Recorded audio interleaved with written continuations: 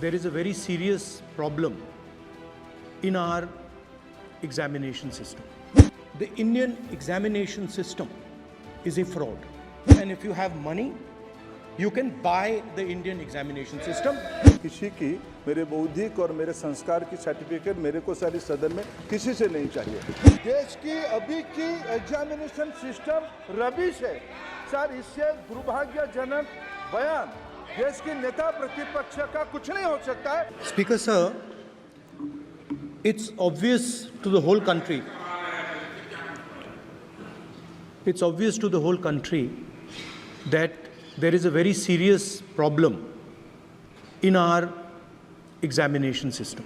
This is not just a question of NEET, it is in all the major examinations. Now, the minister has blamed everybody except himself, right? I don't even think he understands the fundamentals of what is going on here. आप प्रश्न क्या है आपका? आ रहा हूँ sir ये मैं question को सेटअप कर रहा हूँ। इसलिए प्रश्न पूछते हैं। The issue is that there are millions of students in this country who are extremely concerned at what is going on and who are convinced that the Indian examination system is a fraud. That is what is at stake here. Millions of people believe that if you are rich and if you have money, you can buy the Indian examination system. And by the way, and this is the same feeling that the people in the opposition have. And that is why we are asking some very simple questions to Honorable Minister. Number one, as this is a systemic issue, what exactly are you doing to fix this issue at a systemic level? Yes. That's the first question. Okay, question में चल रहा है अभी। Please. अब मैं मंत्री जी मैं एक बार बोल दूं इस बात पे।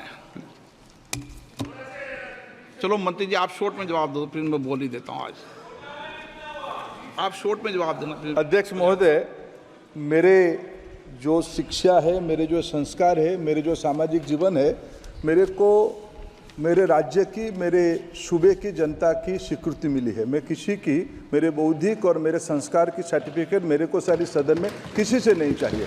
देश की प्रजातंत्र में चुन के मेरे नेता प्रधानमंत्री मोदी जी को प्रधानमंत्री की भूमिका दिया है। मैं उनकी निर्णय से यहाँ उत्तर दे रहा हूँ सदन को।